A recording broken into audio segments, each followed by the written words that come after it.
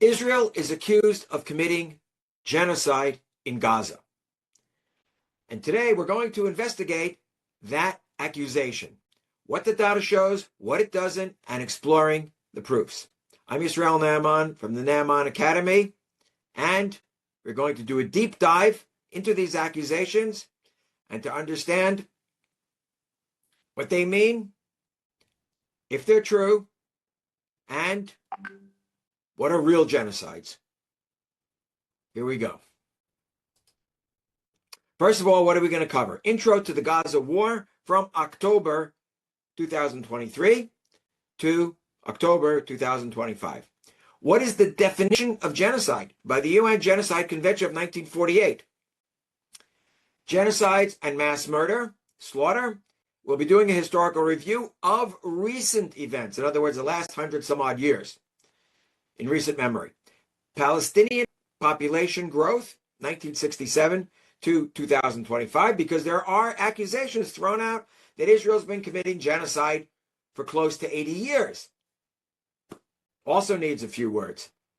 Facts and stats about the conflict itself, in particular dealing with calculations of casualties, combat or armed militant or many often referred to as terrorists versus civilian casualties. And is Hamas responsible for genocide? Right? Very important question. But before we get on, just a word. People have turned to us and asked, how can they help? We put an enormous amount of time into building the Naaman Academy, making sure there are free webinars out there, putting together courses, and answering people's questions. And therefore, we have now a program of sponsorship where one can make a one-time contribution or a contribution every once in a while, or sign up and make a contribution monthly. It very, very much helps us in our work to be able to dig down and get to the truth. And in this way, you are supporting independent, source-based education. So, when we are speaking about the issue of genocide, the UN in 1948 made it clear it demands specific intent, proof of planning. That means, okay, it's not just someone yelling something, screaming, that they're going to do something. So, what has to be proven, right, by any of these criminal courts that are set up, and I'm not going into all that, the legalistic stuff, is that there was planning. Now, let's remember something. Hamas initiated this war on October 7, 2023. 1,200 Israelis, as well as foreigners, and not everybody was Jewish, they were slaughtered. On October 7th, we know about the hostages, over 250, and the brutality shown towards those who were taken, either as hostages or as prisoners, where you speak of soldiers, obviously. Okay, the war went for 2 years, and just in general, right, we know, and by the way, Hamas statistics, around 67,000 Gazans were killed. I give you the numbers here of the percentage of the population. There's a bit of a comparison there to World War II, where numbers were higher on the Axis side, okay, and some 2,000 Israelis have been killed during the 2-year war. Now, just very brief, the stats below, and unfortunately, right, this is part of the proof. Going through numbers, we do not want to reduce innocent, non-involved civilians just to stats as casualties. But it's part of the explanation. Every innocent life lost is a tragedy, no doubt. Okay, the Gaza population 2023 was 2.2 million. It went down by about 100,000. By the end of the war, there was about 100,000 who immigrated. There were births, there were natural deaths, there were total Gaza deaths, all listed down below. As we do this, I will not be going through every word on each one of the slides, but rather I'll be narrating, explaining in a much broader framework, and that obviously you can stop at any point and with the slides. We also have an ebook that complements this webinar. So it's just a matter of signing up, downloading it, and it's yours.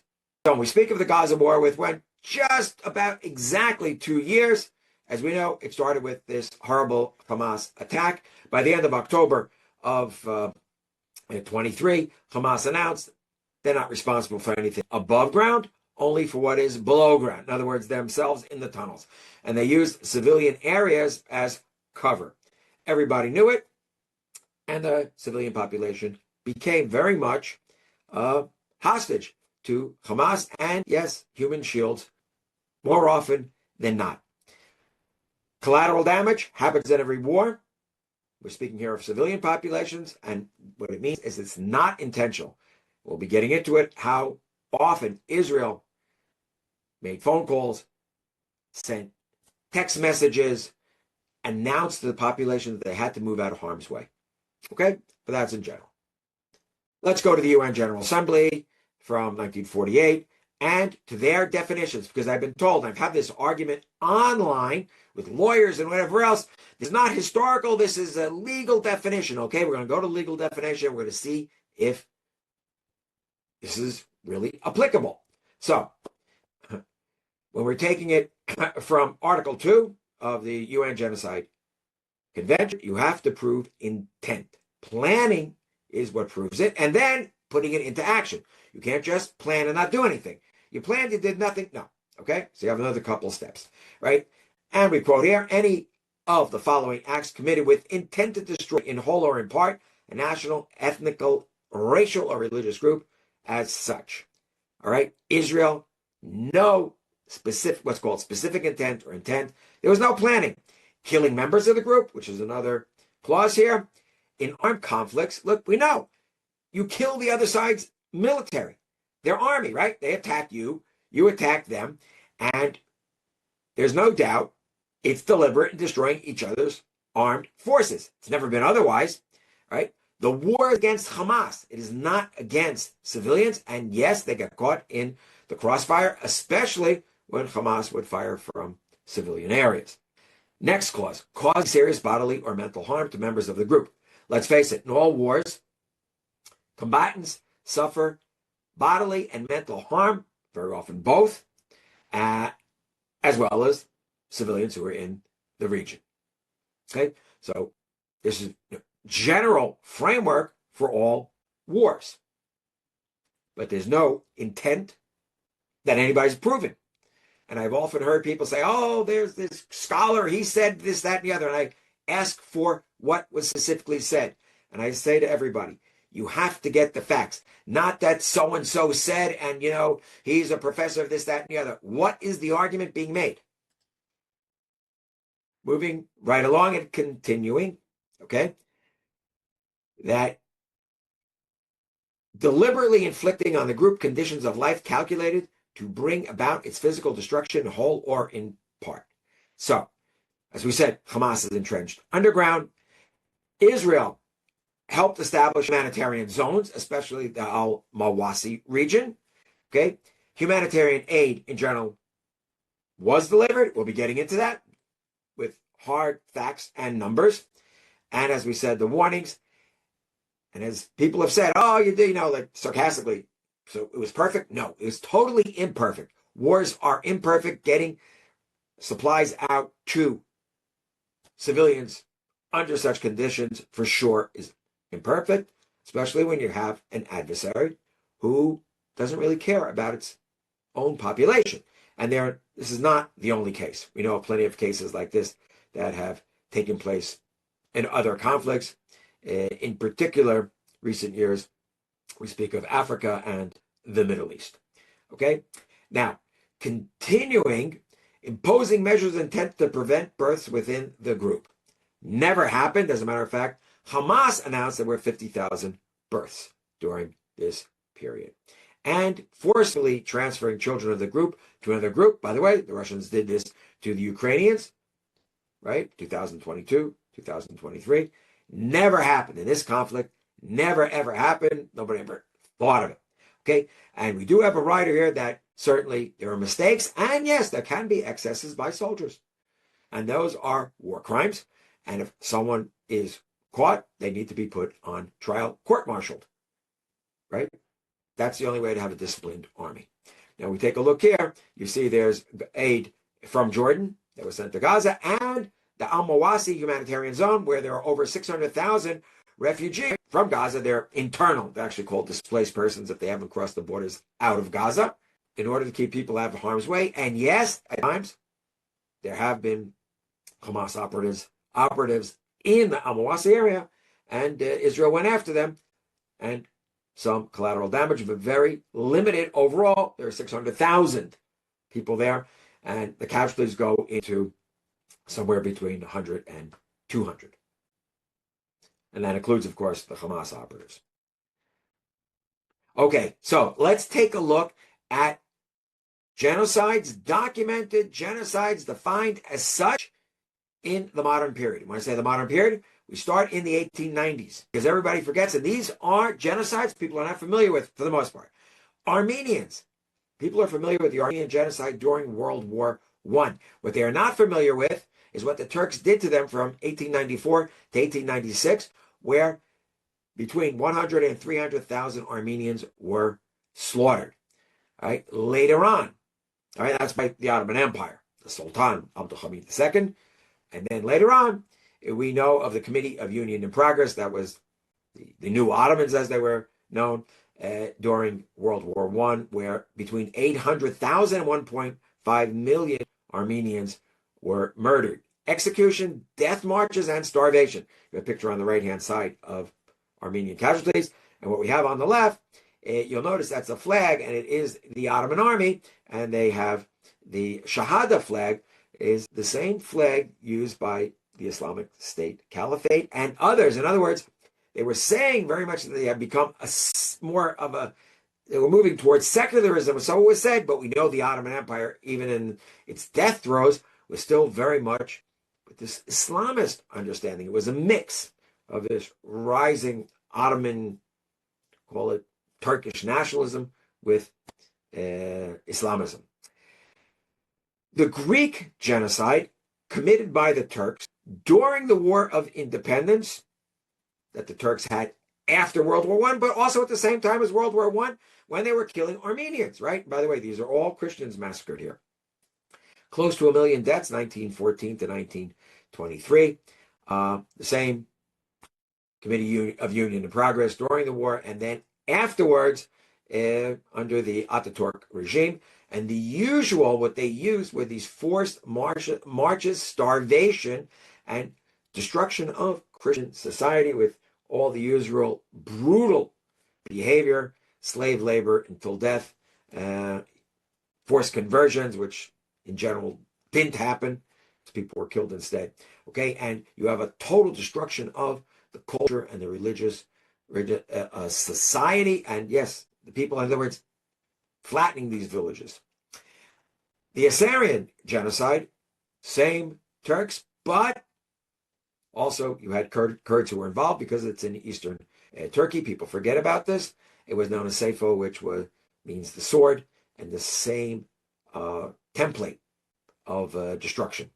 And I did put a writer down at the bottom because it's mentioned by people who say, wait a minute, the Greeks also killed Turks. It was true. There were something, tens of thousands of Turks who were massacred by Greeks during the Greco-Turkish War in 1919 to 1922, what the Turks called their War of Independence. I've come up with numbers of somewhere around 40 to 50,000, but usually it's mentioned as 10,000. The net can't be forgotten, but it was not considered a genocide. Okay, it was more of a retaliation, but we're not going to necessarily go into that. Still quite horrible. Okay, the greatest genocide we all know of is the Holocaust. 6 million Jews were exterminated. We have two of the more famous pictures here, mass graves, as well as at Auschwitz, the selection ramp, where Mengele was. And as is known, right, Elie Wiesel, explaining this, finding it, not all victims were Jews, but every Jew was a victim, and that's what it is about. There is no, quote, collateral damage by mistake here and there. Everything is planned to kill the Jews or to kill a specific group, like the Turks did with these three different Christian groups. They announce it, they plan it, they execute. With the Nazis, the plans were there, didn't go fast enough. You had some 1.5 million Jews killed from 1939 when the war broke out until January 42, and then the industrialized exterminations, 4.5 million Jews, where everything was destroyed or stolen and people simply eliminated. Full intent, written policy, film documentation, and that documentation was done by the Nazis, as well as when the Allied forces came to the concentration extermination camps. Okay, meaning filming it in pride. That's what the Nazis did. African genocides, people don't know about it. I personally, all right, you can quote me on this, I think it's very racist that people do not relate to African genocides, and they look at the numbers here. Okay, whether it be Biafra, that the older generation remembers, where some 2 million Biafrans were breaking off from Nigeria, were starved to death. 2 million. All right. Later on, it was defined as a genocide. At the time, it wasn't. Boko Haram, also Nigeria, some 70,000 killed, but the amount displaced, pushing towards 2.5 million. Rwanda, that we have heard of, 800,000 killed. Others say it was closer to 950,000 or maybe a million. All done. Look at the dates. April to July 1994. It was in 100 days, killing 800,000 people. Okay. 8,000 dead. Sudan, with its civil wars, the long one that went from 83 to 2005. Casualties, right? Those killed, a couple million, displaced, 4 million, and it was against the Christians and black African Muslim populations, right? So it definitely was racial. Okay, we're speaking about North Sudan, or what's called Sudan today, right? Arab versus the others. And today that war has been rekindled. You have basically since April 2023, at least 150,000 killed, internally displaced, pushing 10 million. By the way, these numbers are from a few months ago. I can't get the most updated ones. For sure, it's gone way past this. Okay? And famine conditions, 25 million. Who is speaking about this? So this is one of the, compare, take a look. These aren't genocides, and they're defined as such, by the way. Others. People do not remember the Pakistani state military when Bangladesh eventually would break off, become its own country, but there was East and West Pakistan. And West Pakistan, Pakistan of today, committed this genocide against the Bengalis for 9-10 months in 1971. The numbers are very non-exact. There wasn't anybody there really on the ground that kept track. Between 300,000 to 3 million Hindus, and the amount of rapes and displaced, 30 million people displaced. Okay, we know in January of 72, Bangladesh would get its independence. There would be the war between India and Pakistan. Okay, familiar with what happened in Serbia? Not considered to be a genocide except for 1 week of it. It was considered ethnic cleansing, but with the Srebrenica massacre of the men. China, the Uyghurs, we are familiar. It's been going on for quite a while. Myanmar against the Rohingya Muslim group, right? That's suffering from, many people consider it surprising, but from a Buddhist country, although the military there is not religious. And of course, the Yazidis, which we know about recently, and the enslavement and what was done by the Islamic State Caliphate. And these are recorded, right? And they've all have intent, planning, and the execution. So let's go for a moment, certain Islamic massacres, and I mention this because we are here in the Middle East, right? These destruction, genocide, have they been called a genocide? And we know that constant destruction in Hindustan, India, for 1,000 years, where claims have been made up to 80 million were killed.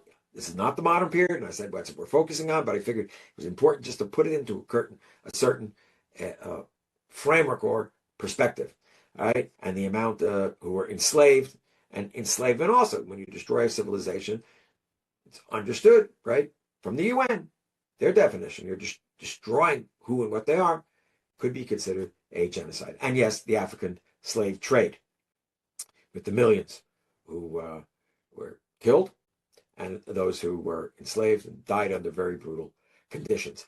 And we put in at the bottom here, has it ever been taught that the African slave trade to North America would be considered a genocide? The amount that died and what happened to these people's cultures, background, and whatnot. Okay? These are questions. Notice the question marks all over here.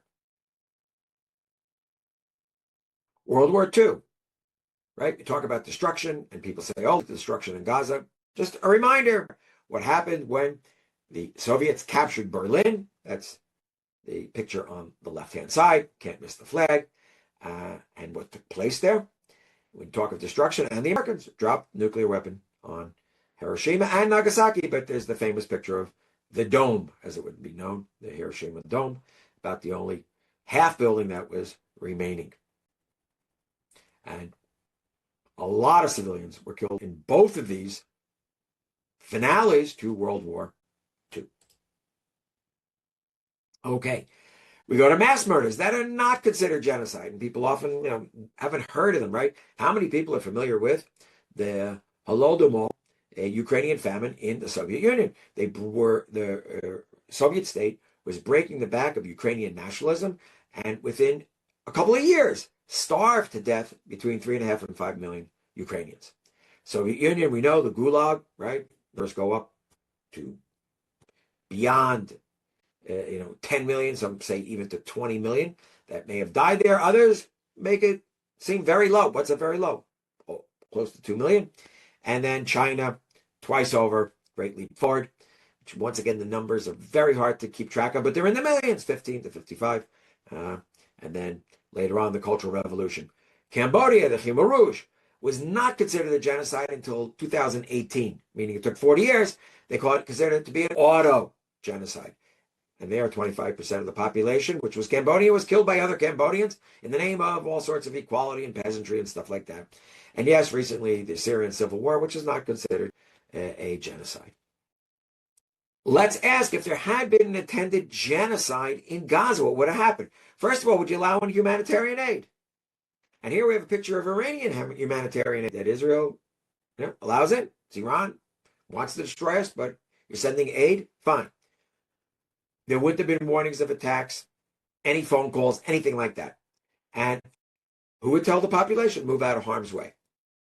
Certainly, if Israel had intended to destroy everybody in Gaza, it could have been done in a very short amount of time.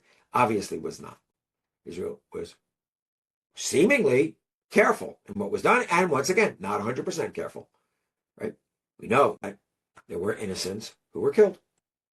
Some of the warnings and a few stats for everybody here about the amount of evacuation orders. We're talking about complete areas, so it's 100 some odd, millions of phone calls, millions of leaflets, and text messages to Gazans: get out, move out of the way.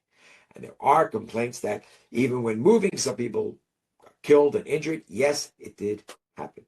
Okay, but it's a small amount, and certainly is something that was not intended and that feel sorry about.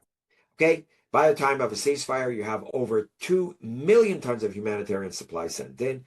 It's true there was a break for about 3 months at one point when Hamas, the Gaza Strip, had tons of supplies, and Hamas renewed its conflict, and therefore Israel did not send in supplies, but made sure the supplies were sent in once they knew that the warehouses were low. What had happened was, it's been recorded, Hamas would take over many of the supplies.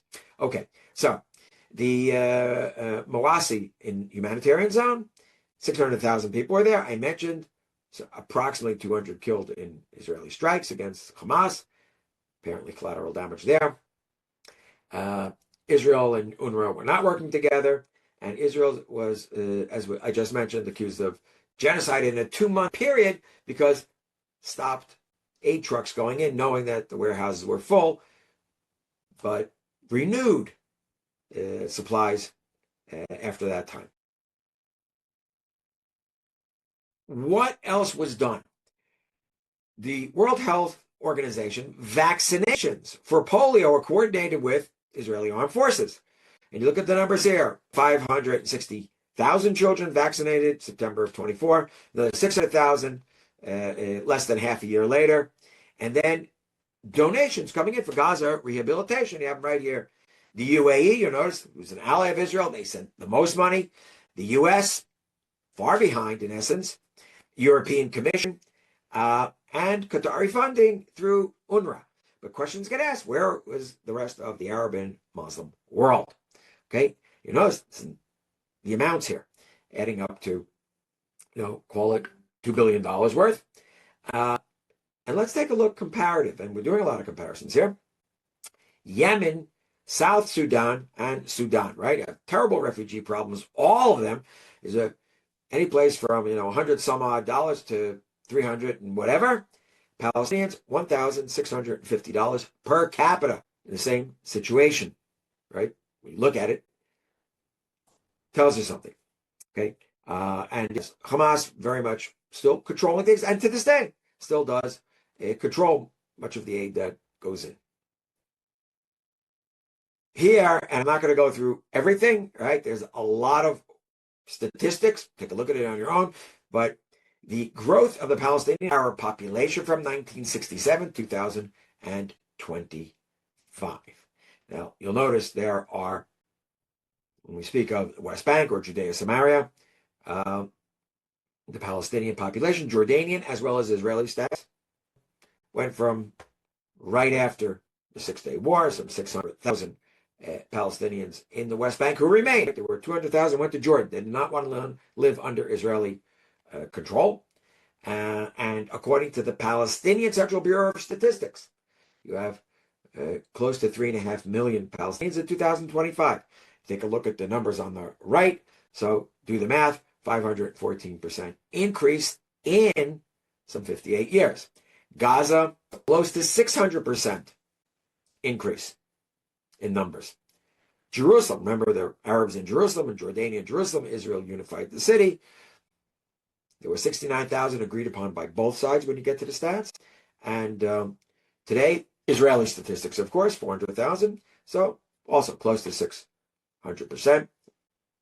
The overall West Bank, Gaza, and Jerusalem, you take all together, based on 67, close to 6 million Palestinians now, and that's 540 some odd percent.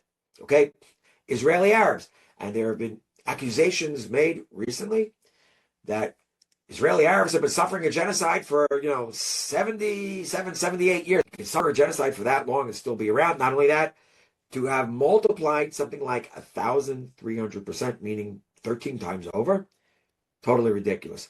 The stats here are from the starting population, 1950, when Israel does its first census. People will mention in 48, well, what happened in the 48 war? Put that aside. There was a war. The Arabs were winning at the beginning. Jews were fleeing. And then there was a counterattack. Conditions of war, yes, there were Palestinian refugees. But as a result of war, just like we know, whether it be World War I, World War II, India and Pakistan, for all the wars, countries are at battle. The Arabs invaded, were forced out.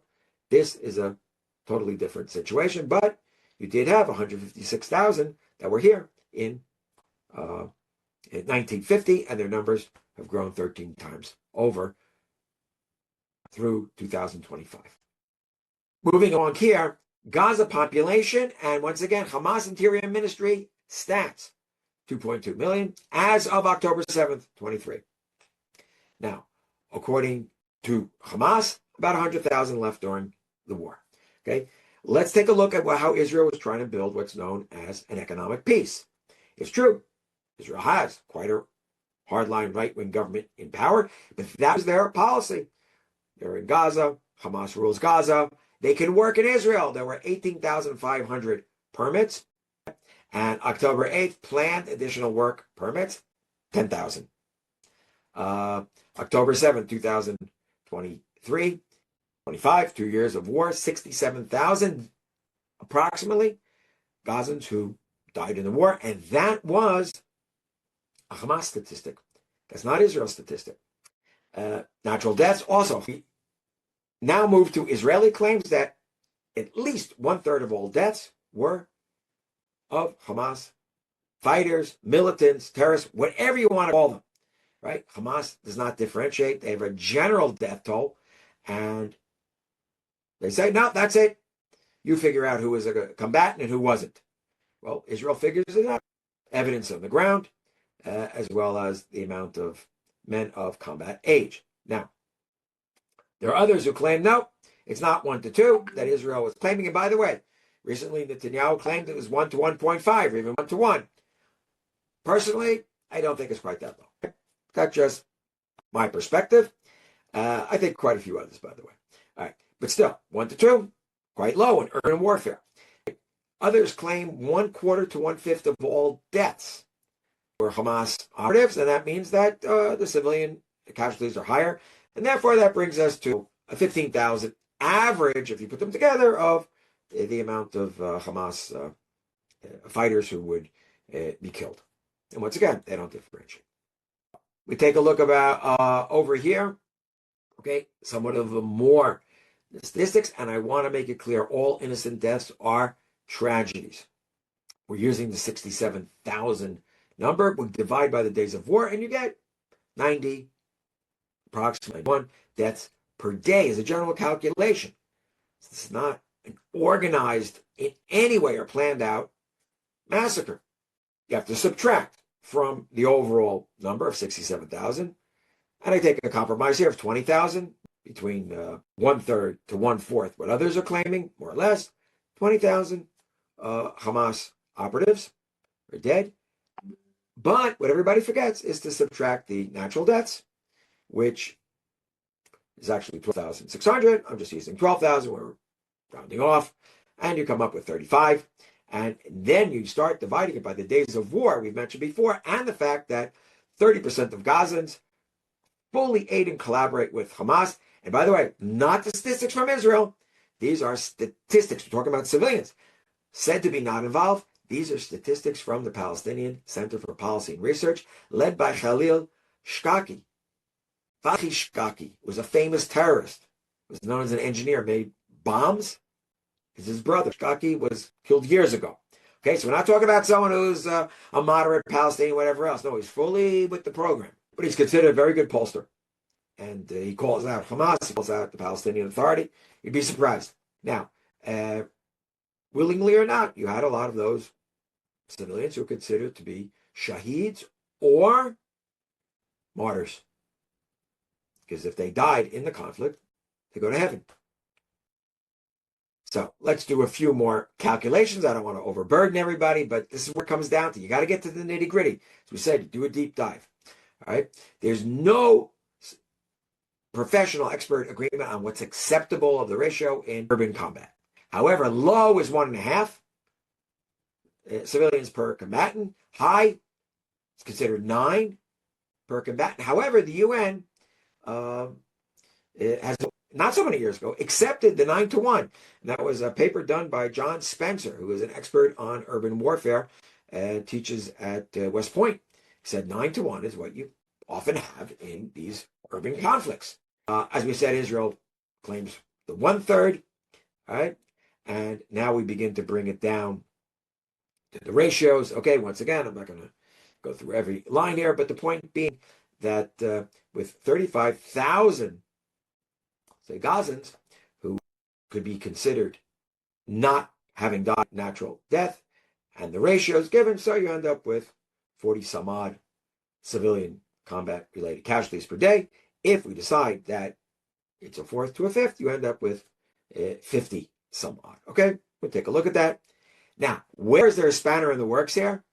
And I remember going over it and trying to figure out where to put it in. Hamas itself announced in February that they are giving 50,000 widows pensions. So if there are 50,000 widows getting pensions, that meant that there were 50,000 men who died in the conflict here, right? Married men. Now, were they combatants, yes or no? Because that's one of the big questions. I've had people say, they say there are 50,000 members of Hamas. Not necessarily so, but it is an admission, some form, that the vast majority were men. Now, some of them could be quite young. Let's remember, there are plenty of men who fought who were not yet married.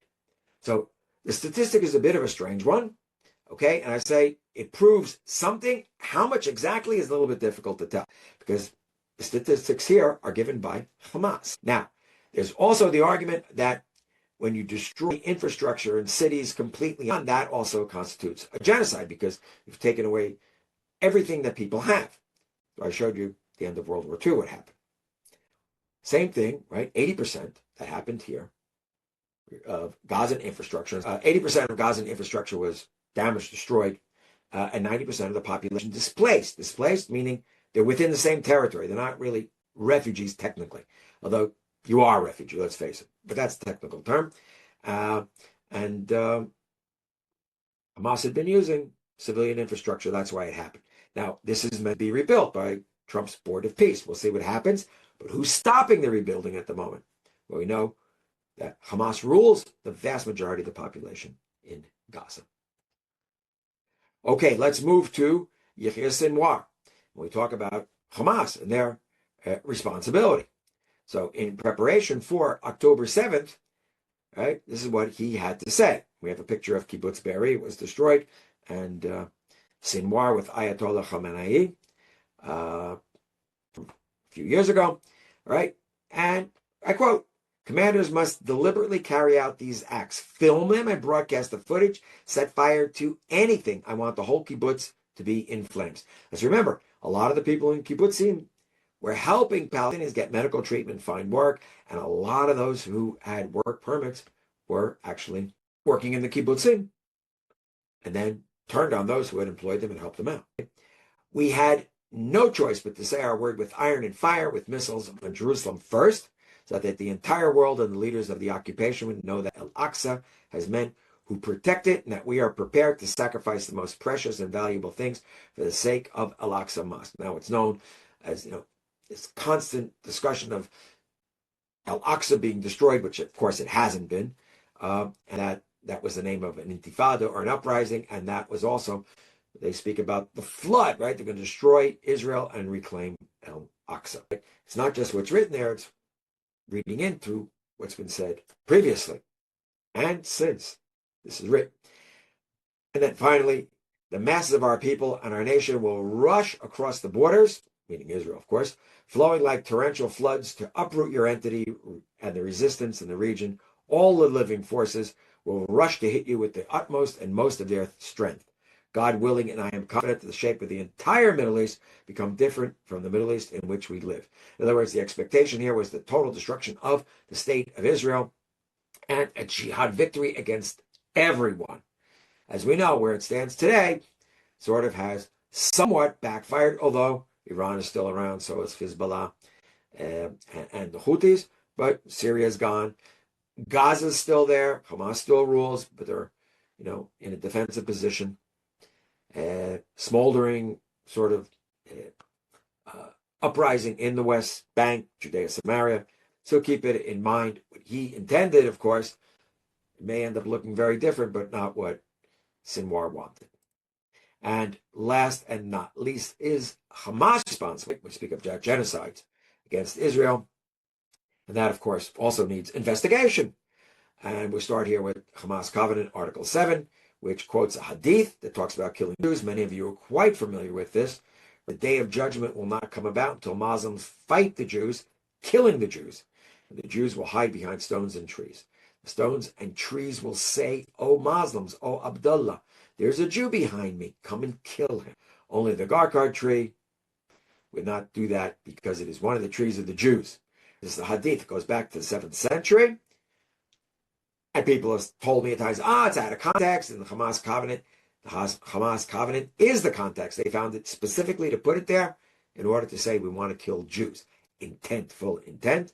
Now, your implementation, the massacres, mutilations, planning, that's been discovered in tunnels where Israel has captured documentation, and what happened to farming communities, civil society on that horrible day.